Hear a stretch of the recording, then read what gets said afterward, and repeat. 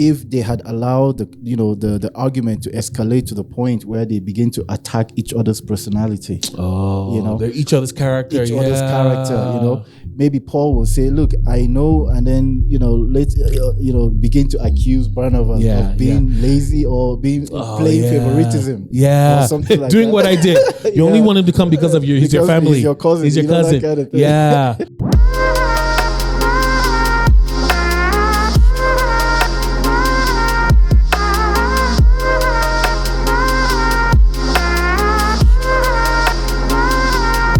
Welcome everybody to the Nigerian Pastors Podcast. My name is Segun Aiyegbusi. I'm your host. That's what I am. Mm-hmm. And my co-host here, Pastor Joshua. What's up, bro? I'm good. Hello, everyone. Always glad to be here. Absolutely. Mm-hmm.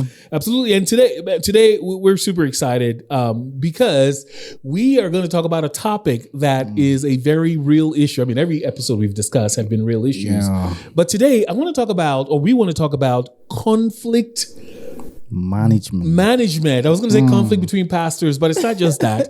It's conflict management in general, right? Yeah, conflict because management. we've said this over several episodes, which is this, like, man, to sign up for ministry, to sign up for conflict. And the crazy thing is, like, we're not even talking today about how to help your congregation members settle conflict, but rather we're trying to talk about what do you as a pastor do when your church members or other churches have a conflict with you as pastors. Yeah. Or what do you do when you have a conflict as a pastor with one of your leadership team members, one of your team members, or even one of your elders? Yeah, and of course, we're not trying to tell you, what to do so that conflict would not arise. Because one, it will always be there. It'll always be there. It is part of the calling. Yeah, it is part of the calling. Sure. I remember early in ministry, like I just, even till now, if I'm being honest, I don't really like conflict. And there was a season where I used to do everything in my power to avoid conflict. And I think I realized pretty early on is, like, conflict can actually be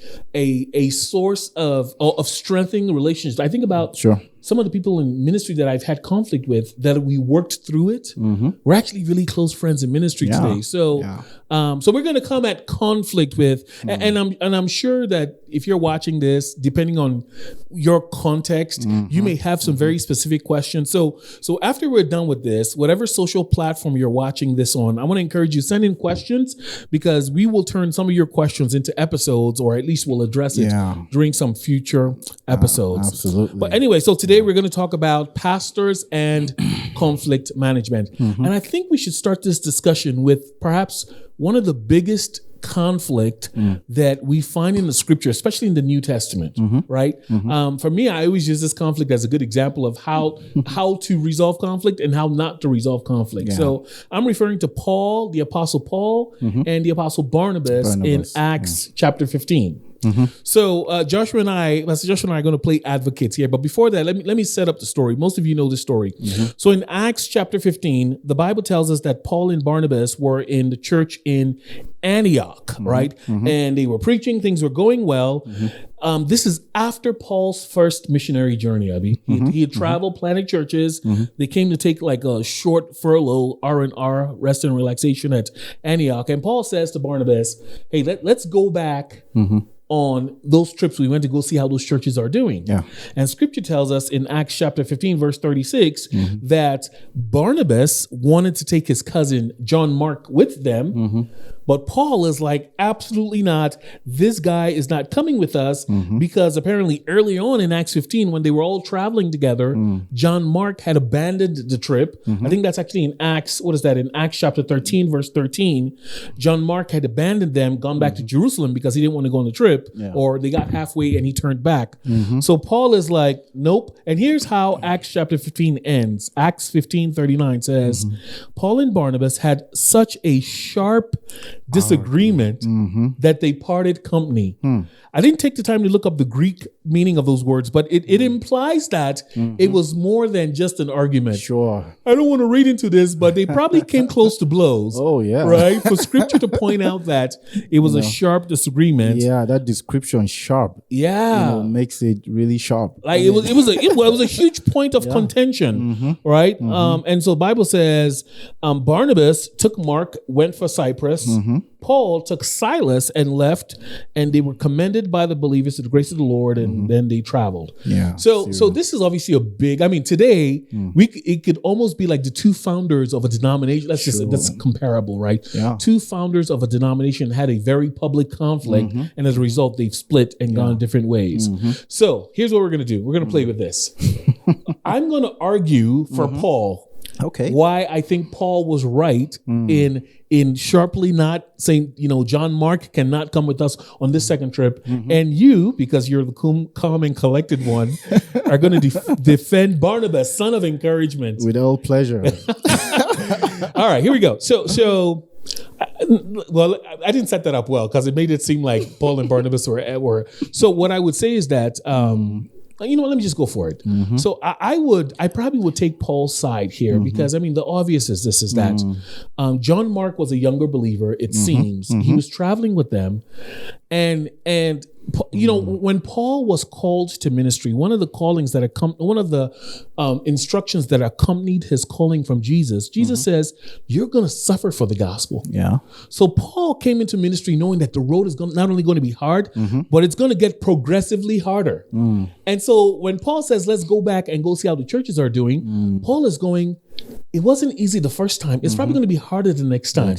This guy who didn't prove faithful, he might abandon us when we really need him. So, I can understand from Paul's perspective how, like abandoning all of Paul's writings. Think about Paul's writing is about finish the race, right? Like this idea of run the race, do this. And so Paul's philosophy is like when you start something, finish it. And Barnabas clearly didn't do that. So Paul is concerned that if this guy could not stay through the first time around, how's he going to survive the second time? So for that reason, I'm with Paul, right? I think I was joking earlier. I said, if you give somebody a cup of Coke, a glass cup of Coke, and they drop it, I'm probably not going to give you that glass of Coke again. I'm going to watch until you show a little bit more responsibility. So I don't know. That's my argument for Paul. What do you got? I believe Barnabas will not disagree much. Okay. Yeah, I mean, we should remain faithful in everything we're doing. However, I want to believe that Barnabas' point is this. First of all, we know Barnabas. Yeah. What the meaning of Barnabas? We know Barnabas to be the son of encouragement. Yeah. I mean, that's his. And also, let me just point out before you make your case. Yeah. John Mark was Barnabas's cousin, so he's biased. Well, they're cousins, so he's biased. All right, it's a family issue, right? But at least he had made some attempt. I mean, I'm talking about John Mark to even go with them, and of course. So for my own case with, so for me, I would think Barnabas was looking at, hey, Paul, yes, I know the boy didn't do well, but hey, can't we give him a second chance? I mean, can't we encourage him? And maybe we didn't even encourage him enough to keep son of encouragement. I like it. Yeah. Encourage him enough to remain with us. And so we should maybe focus on what we didn't do right and try to wow, you really are a son of encouragement. Along with us. Sure.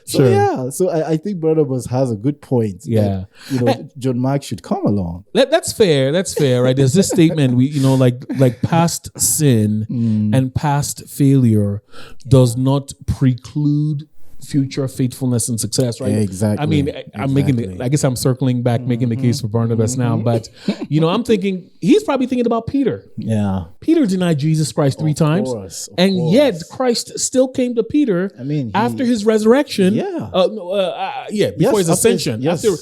So Peter became a point man. Exactly. Jesus is point man. Literally, Jesus comes up to him later to say, "Feed my sheep." After. So I guess, in fairness to Barnabas, Barnabas could have been thinking, if Jesus could forgive Peter, why not forgive John Mark? Yeah, that's fair. Hey, like I said, I think once again, when you are in the position that Paul is, and that type of response, Paul is just thinking about the future mission. He is concerned with finishing this race, and it's like he needs people on his team who can finish the race. So now, so that's a good point. Let's talk about. Because let me say a few things about this conflict. Number one is this: some principles to consider is that this was not a biblical issue of right and wrong. Yeah. right? This wasn't you're violating. Like this was just an issue of different opinion. Opinion. Right? They weren't arguing a theological issue here. Sure. And when I think about that, I always think, we have this tendency whenever we're in a conflict with someone to try and take the side of the Bible. Yeah. And we try to find biblical justifications for our argument. So I think number one, we should point out this argument was not a biblical issue. They weren't arguing over the fundamentals of the faith. Or an ethical issue. Or an ethical issue. Yeah. It really was just a difference of difference of opinion. Absolutely. Yeah. But what I'm thinking though is that if this were not handled well, and from the ending of it, I mean, let me say this, both of them parted ways. Yeah. And as far as we know, they never, let me put it, the scripture doesn't record them coming back together again. Yeah. Yeah. But there is this story of John Mark, and what is it in 2 Timothy? Yeah, 2 Timothy chapter 4. Yeah. Paul writes to Timothy and says, hey, listen, send John Mark to me because he's helpful. So even though we don't really hear about Paul, so it seems like Paul softened later. Yeah, later. Right? Like later, he softened towards John Mark and actually invited John Mark to come and work with him. Yeah. But assuming that didn't end well, how could this have gone wrong? Well, you see, one way it could have gone wrong is worse is if they had allowed the argument to escalate to the point where they begin to attack each other's personality. They're each other's character. Maybe Paul will say, look, I know, and then let's begin to accuse Barnabas of being lazy or being playing favoritism. Yeah. Or something like doing that. what I did. You only want him to come because of he's your family. He's your cousin. He's your cousin. That kind of thing. Yeah. Or here's a good one. I like that, right? Barnabas could have also be like, Paul, he used to murder people in the past. So who are right? Like, but I think that's what you because he did. I mean, let's call it. Yeah. But you're right. Like they didn't. In fact, that's a really good principle in argument. Like whenever we're arguing, what happens because our emotions are heated, oftentimes we stop addressing the issue that caused the argument. And we start hitting at each other's personality. And then starts attacking each other's character, right? Right. Like Barnabas could have gone after his character. Yeah. Paul could have gone after him to say you're too soft. Yeah, that's why no one follows you. Because we do that today. Yeah. And I think it's commendable that we don't hear that. I mean, even though it says they had a sharp disagreement. So that's one. You're right. They did not attack each other's personality. Each other's character. Another thing also is that they didn't I just forgot what I was going to say. They didn't attack each other's character. I just lost whatever it was I was going to say. It was good too. Is it the mission of the church? Them splitting? Yes. Was that what I was going to say? I think, anyway, let's just go with it. You're right. Like they didn't, even though they split ways, one could argue that God caused this to work together for good. Yeah. Because now instead of two apostles going to one location, now you have two apostles You have two apostles, right? One goes to Barnabas and Mark go to Cyprus, and Paul goes, where does he go? He goes to Syria. So in many respects, you could say God caused this conflict to work together for good. So they didn't attack each other's character. They kept the main issue, and then, later on we find out that Paul actually invites Barnabas to be a part of this. So, okay. All right. How could this have, because I think what fascinates me is because we know that conflict in churches today have a way, especially when it's within the leaders. Yeah. I've been a part, I wouldn't say several, I've been in church in a few churches where conflict between the leadership ended up resulting in a church split. That doesn't seem to be the case here. So how much worse could it have been for the rest of the church? Because Barnabas is the one who brought Paul to the church, right? And Paul, big personality. This could have gotten worse for the church. Something hurts. In fact, many of you are experiencing pain and heartache in places in your life you may not even realize you were wounded. Let me share with you real quick 3 warning signs that you are in need of soul care like yesterday. Number 1, you may have a secret addiction that you've been turning to for help to relieve stress. Number 2, you constantly criticize yourself and cannot seem to shut off your internal negative self-talk. Number 3, you may have been having problems trusting people lately or are becoming increasingly short-tempered with people close to you. Listen to me. You will keep repeating what you don't repair.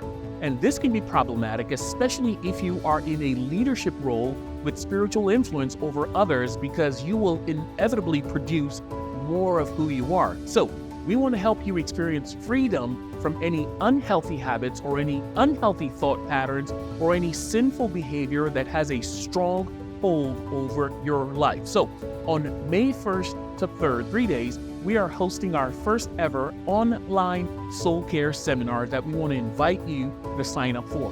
This 3-day seminar is for ministry leaders, church leaders, youth leaders, and pretty much anyone who is responsible for the spiritual care and well-being of any group of people. So whether you're a parent, a pastor, or a community group leader.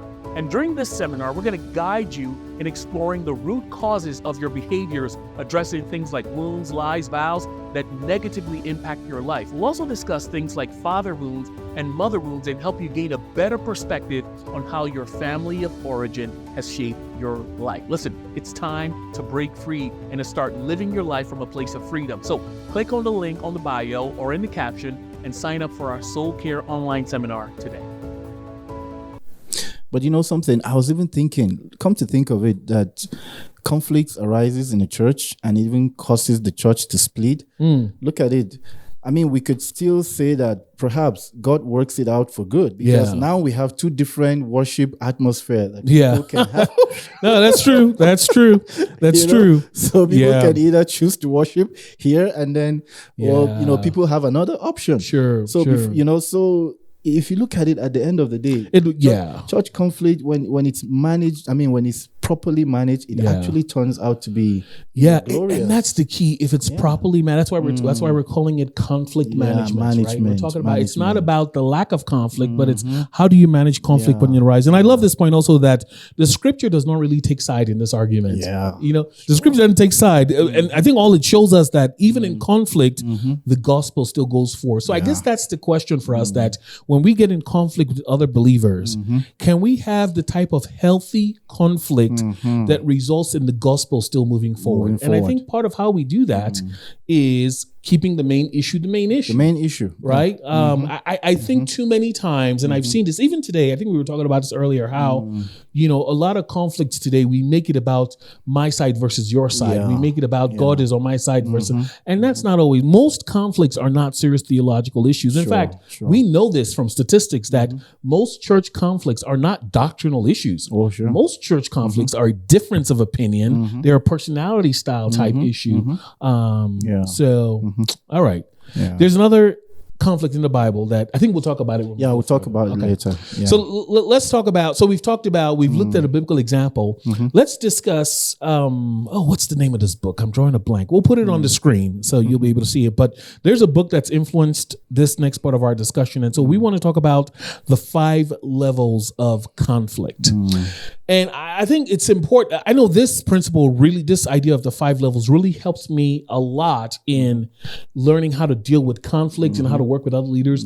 And so the idea is that oftentimes in our churches, when there's conflict, we have too many people involved in a conflict. Like if there's a conflict between 2 people, all of a sudden, the pastor hears in his office, the church is fighting. And now it's not the church fighting. It's Mama Yabo and, I don't know, Baba Sule who are fighting, right? That's true. And so these idea of levels of conflict help us understand how to diagnose the conflict. Because if you understand what level the conflict is happening at, you can be more incisive in dealing with it. All right. So let me give you the 5 levels of conflict, and we'll discuss the rest of them. All right. We'll put them on the screen because these names sound very similar. So I will put the wording on the screen. So the 5 levels of conflict are, number 1 is what I would call intrapersonal level of conflict. Intra is I-N-T-R-A, intrapersonal level of conflict, right? The second level of conflict is inter, I-N-T-E-R. So interpersonal level of conflict. The third level is intra-group level of conflict. So that's I-N-T-R-A, intra-group level of conflict. The fourth level of conflict is inter, I-N-T-E-R, intergroup level of conflict. And then the fifth level is structural level of conflict. And these 5 levels are important for you as a pastor, as a leader to understand, because when news comes to your desk about a conflict happening in your church, or someone in your church congregation has a problem with you, you can get a better understanding of, okay, at what level do I need to approach this conflict, right? So that's where we're going to go. Sure. So let's start with the first level, which is intrapersonal, INTRA, personal, intrapersonal level of conflict. So what is this? Yeah, so basically this is conflict that happens within a person. All right. Okay. So it's basically a conflict within, your own heart, your own emotion. Yeah. It could be something you're dealing with, you're struggling with, an emotional issue. That actually manifests itself in a way that is very upsetting. And somehow it gets, bounced into the whole organization or the You're right. The church structure. You're right. Yeah. So intrapersonal is it's funny because sometimes someone has come to you saying, I have a problem with this person. I have a problem with that person. I have a problem with this person. That might be helpful for you as a pastor, or even if it's you they have a conflict with. One of the first step I would say is to ask, is this an intrapersonal level of, in other words, is there a disappointment in this person's life that's making them react? Yeah. Is there a past hurt? Yeah. Is there a spiritual battle? Right? I've been in places before where people are upset at me over something and it has nothing to do with me. Right? It's something that's, however, in their minds, I'm the issue. Yeah. Or in my mind, they're the issue. Yeah, that's true. But the truth is that it might be something within my own heart that is off. Yeah. Right? Yeah. James chapter 4, verse 1 and 3. I love it. James, this captures it perfectly. James says, what causes quarrels and what causes fights among you? Is it not that your passions are at war within you? You desire, you do not have, so you murder.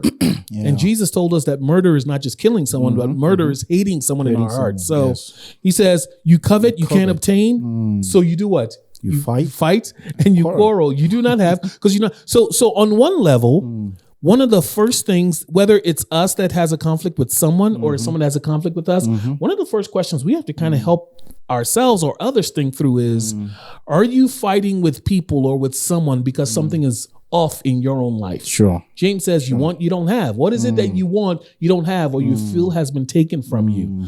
And I know this as a pastor. I've had people storm into my office to come express one issue on another. And when I take my time pastorally to work with them through it, it turns out that some of them are hurting because of other things. Sure. And I'm just the closest thing available for them to take the anger out on. Right? Yeah. Yeah. And quite frankly, such, intrapersonal, source of conflict can actually generate into so many different things. Big things, if not properly managed. Yeah. And like you said, the truth is sometimes these people react, they are actually reacting to something, but then it doesn't tell them that is the real issue. Yeah. They believe you are their problem. Exactly. Because you're the most visible, close thing they can take it out on. Yeah. So it's just the best way to just handle this is to always look, okay, is there something wrong within? Yeah. Check that first. Sure. Sure. Before you make any, attempt to try to address it elsewhere. So what would you say, or how do we help? So there's a pastor who's watching this. He's like, I got this lady, I got this guy who's always coming to my office complaining about everyone else, or even an elder, let's see, or one of my elders always whining about every leadership. So how do you help others? What are some tips to help you work through intrapersonal conflict? Yeah. So for me, I think if the problem is not you, or let me just assume you are the problem, all right? I think it calls for personal, reflection. It calls for, even counseling. Seek for personal help. And try to sort out your emotions and really dig in. Absolutely. Yeah, I would definitely bring in things like even forgiveness, right? Like if there's someone, if it's you who are constantly having conflict with others, or you're helping others, one of the things you would ask is, are you at war with anyone? Yeah. Or is anyone at war with you? Is there someone in your life who's wounded you, who perhaps you need to work through that pain and forgive? One of the exercises that I do every now and then is that at night, at the end of my day, sometimes even before I go home, sometimes I'll get home and just sit in my car for 5 minutes to do this, but I'll process what made me angry today. what made me happy today? What longings did I have that didn't get fulfilled? Right? Because I know that there have been times in my life where I went home at the end of the day in an angst because of something that didn't happen. And then I end up taking it out on my kids, right? My kids want something and I'm upset at them and I'm yelling at them or I'm upset with my wife. And the truth is that it has nothing to do with them. And so I've kind of learned to build in that margin. So you mentioned reflection. Absolutely. If you're battling personal conflict, whether it's you or you're helping others, it might be helpful to do some honest self-reflection. Where am I wounded? What are some past hurts? What are some disappointments?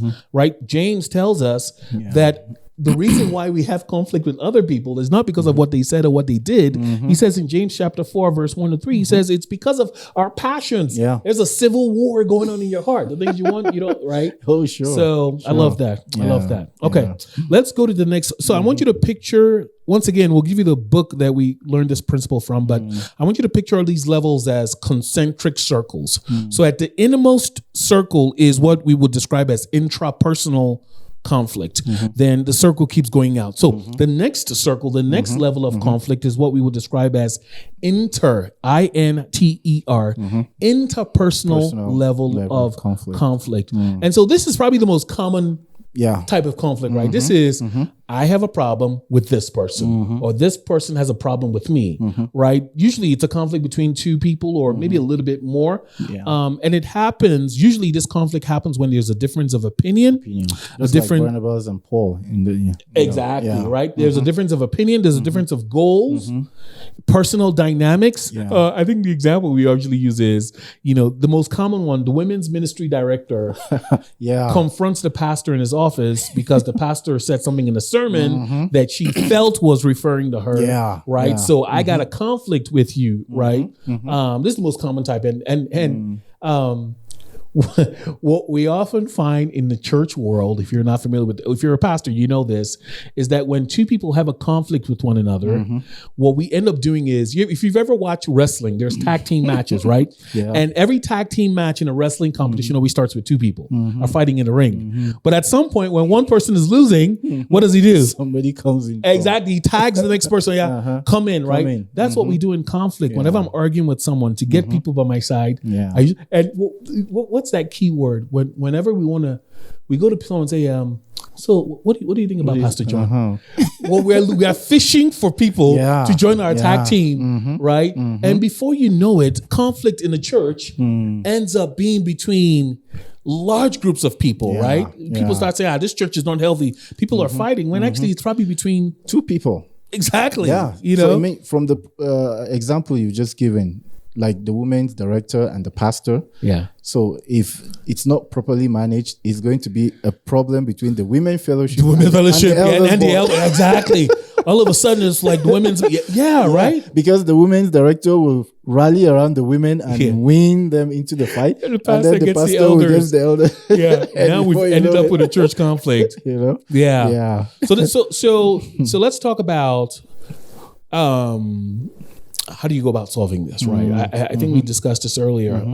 Matthew 18, right? Sure. Jesus says, if there's a conflict, if someone has an issue with you, or you have, actually, there's another passage I'm forgetting now. Jesus says, if someone has a problem with you, leave your gift, go solve it. But the principle is this: if there's an issue one-on-one, go one-on-one to that person directly, right? If that doesn't work, take one or two others, right? And it doesn't say go and take your gang. But the idea is that take one or two others that both you and the person you have a conflict respect, who can act as a mediator. If that doesn't work, tell it to the leadership of the church. And then if the conflict gets to the point where there's unrepentance and it's starting to affect the fellowship community of the church, and then at that point, church discipline has to come in. Sure. Right. So I think that is just the best way to handle it. All right, let's move on. They're signaling. It's amazing how fast time goes. I thought we still had time. All right, let's talk about the next level, the INTRA group level of conflicts. How would you describe this, Joshua? So this is basically just like the intra personal. So this is just a conflict that is within a group. So maybe two Sunday school teachers having issues. Okay, so it's it's a Sunday school group. It's happening within a group, within a larger group. Okay. So that's basically what intra-group level of conflict, means. So in this case, one needs to be careful to just look at it from that particular group and be able to deal with it, from within that group. So the idea here is that conflicts arises when there are differences in roles, in responsibilities, communication styles, right? You're right. So, a church has different ministries, but we're hearing, man, there is warfare in the worship team, or there is conflict happening within the drama team or the usher team, right? Sure. And so oftentimes these groups have a way, if they're not handled in a healthy manner, they have a way of spilling into the rest of the church, right? So even killing the group completely. Well, and even here's a thought for us as pastors, if there's a issue within one group, I've seen this with pastors where pastors will sometimes, mostly in smaller churches, but pastors will try to address a conflict from the pulpit. But you got to ask yourself, are you bringing something that you should be handling within a group to the whole church? If there's a problem within women's ministry and it's starting to create a within, go to women's ministry. Don't announce it on Sunday morning that we've had an issue, or don't make it a bigger issue than it is. So that's why it's helpful to understand these levels. Is it happening within a group? Right? And one of the things we would say, and I think this is true for the next point, but it's in a situation like this is not a Matthew 18 go one-on-one. If it's within a group within two people, then go one-on-one. But generally speaking, with this level of conflict, it might require mediation. Sure. It might require a pastor, an elder to step within that group. Within the group, yes. To bring the parties involved into it. All right, let's go real quick from that level to let's talk about the next level, which would be intergroup, right? Where are we? Oh, intergroup. Yes. So we've talked about intergroup is conflict within a group in a larger church. Intergroup is what? Two different groups. Yes. Maybe the women fellowship and the church band. I think we should leave the women's fellowship alone. I'm concerned I might get some phone calls about why the choir and the church band. The choir. Yeah. So the choir does traditional hymns. Yeah. The worship band does contemporary hymns. And the choir is upset that we're giving worship team 15 minutes more time and we only get 5 minutes, right? Yeah. This is right. Or even the sounds, they begin to hit at each other for the use of microphones or something. Yeah, exactly. Why is the worship team using our traditional drums? These are real issues we're addressing. That kind of thing. So once again, I think in that scenario, the part of the solution is bringing a mediator to this, especially when, in fact, what was the biblical example we were talking about earlier that represents intergroup? Oh, Acts 1:6. When 6:1. 6:1. Sorry, 6:1. Yes. When the Hellenistic Jews, felt left out in the distribution of food by the Hebraic Jews. Yeah. Sounds like Abrahamic Jews. Hebraic Jews. Hebraic Jews. So that's actually an example of intergroup. Even though they are supposed to be a church, a single, but then for this purpose, I think the bottom line there is that this group of people, Hellenistic Jews, felt this they were being treated unfairly by the Hebraic Jews. So that's a situation where there were two groups of people, and this could have really been a big issue. So they bring it up to the elders, and so actually that helps us transition to the next level of or the last level of conflict, which is what we would describe as a structural level of conflict, right? So intra-group is problem within yourself. Intergroup is between intrapersonal is conflict within yourself. Intrapersonal interpersonal. I'm sorry, I'm confusing myself. Between two people. There's intergroup, which is within a group. That's the third circle. And then there's intergroup, which is the fourth circle. That's between groups. And then there's a structural level of conflict. Essentially what this is that there are some conflicts that are happening within our organizations, that are happening within our church, which may not be a result of difference of opinion, but it may be the way that the problem might actually stem from the very leadership of the church, right? The leadership structure. The leadership structure of the church. For example, I realized this was a really helpful tool for me because I remember earlier on, I hired people on our team here in Nigeria, and I realized that in the job description I gave these two people, some of their job descriptions were overlapping. And so what would happen is that they would keep crossing each other. And they were always, they would come into my office individually to talk to me, and I would give them tips on how to do conflict resolution. And I'm like, and so finally I began to realize this is not a issue between two people. Yeah. This is an issue with the structural. It's the way I set things up as a leader that is creating a unhealthy ripple effect. Sure. And so what I had to do is go back and actually rewrite their job descriptions, make a clear distinction between both of them. And all of a sudden things, in fact, they're great friends now, And so I say that to say that some of our conflicts we're facing in church may not be necessarily between these two groups of people. It may be an issue with how the elder board or the leadership team or the staff has set things up that's creating a ripple effect of unhealthiness. That's true. I think an argument could be made for Acts chapter 6 verse 1 that this conflict between the Hebraic Jews and the Jews, the Hellenistic Jews, I think they're saying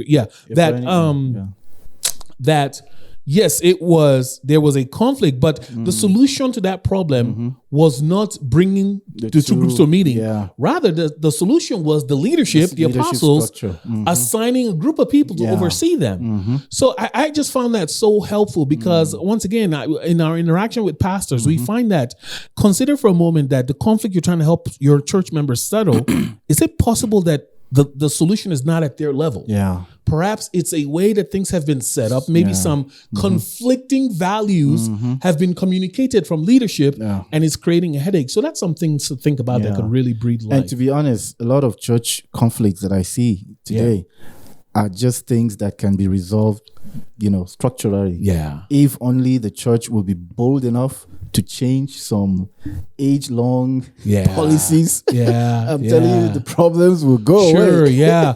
So we're here in Nigeria where a lot of churches are under, I think it's true anywhere you're listening, but especially in Nigeria, there's a lot of denominational churches where the churches are not autonomous. They can't make decisions on their own. And the problem is that unintentionally, some of these denominations, there are rules or things they have in place is creating a bottleneck. Within a lot of these churches. I know we're not going to mention any denominations, but so there's a lot of reactions here and there. Yeah. And then you wonder, so you keep calming this fire and then this fire. Exactly. Every time you put this fire out, another one comes up. Yeah. But I know that the moment the policy changes, all this will just go away. Yeah. So honestly, pastors, leaders, whatever role you're in, I think that this last piece, I think we'll end with this. And I think that might be worth exploring. Look at your organization, look at your church, look at your ministry and ask the question, is the conflicts that we're facing arising because of different personalities?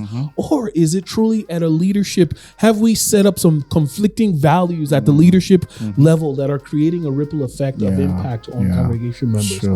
There's a lot that can be said on this. In fact, our course that we're going to be offering this year, the Pastor's Soul Care semester, our 12-week semester. In it, we actually have a whole day's worth of material on conflict resolution. And we talk about all of this and even more when we address conflict resolution. But we'll talk more about the class in the weeks coming up. But we got to wrap it up for now. Yeah, always a pleasure. Absolutely. Thanks for listening. Yes. Thank you so much for joining us. And as always, we want to encourage you, please share this audio if it's been a blessing to you, if it's been of any encouragement to you. Share this audio with some other pastors, some other ministry leaders. Hopefully it will be a blessing to them. So from Pastor Joshua and I, thank you. God bless you guys.